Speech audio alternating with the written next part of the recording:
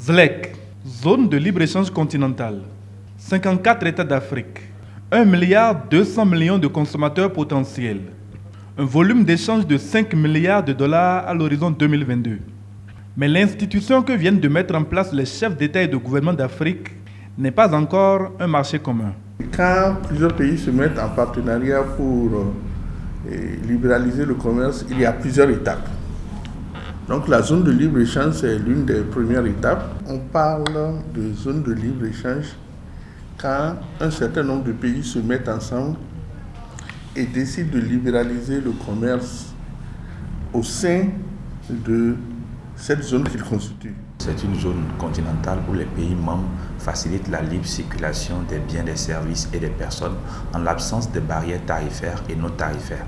Les États membres comptent bien tirer le meilleur parti de leur appartenance à cette zone qui concrétise pour la première fois au niveau continental le rêve d'intégration de ceux qu'on appelle les pères fondateurs de l'unité africaine. Les populations ont la facilité d'aller dans les autres pays et de travailler sans grande difficulté. Lorsque j'ai un marché, une zone de libre-échange plus grande, je peux atteindre un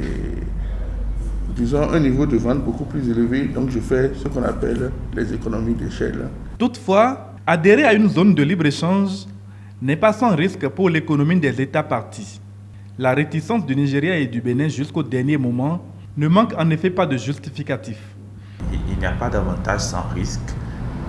Généralement, les risques sont plus élevés pour les pays pauvres ou les pays qui ont un revenu essentiellement fiscal. Le risque pour les petits pays ou les pays de taille plus petite, le risque c'est de voir les grands pays venir étouffer des pans de leur structure de production parce qu'ils sont moins compétitifs que les pays de grande taille. Minimiser ces risques est tout à fait possible. Mais pour y arriver, des décisions politiques doivent encore être prises. Lorsqu'on veut libéraliser l'économie au niveau d'une zone, c'est de faire le combat de la compétitivité, c'est-à-dire essayer de mettre à niveau les entreprises, de les rendre beaucoup plus compétitives. Ensuite, elle va travailler à diversifier ses sources de revenus, sur le soutien financier des producteurs locaux, sur l'accompagnement des initiatives de base des entrepreneurs, de l'innovation, de l'entrepreneuriat. Si nous soutenons ces choses, le Bénin va gagner beaucoup parce que à côté du Nigeria, nous représentons une grande nation. La ZLEC n'est que la première étape du long processus d'intégration africaine entamé le 25 mai 1963 avec la naissance de l'Organisation de l'Unité africaine.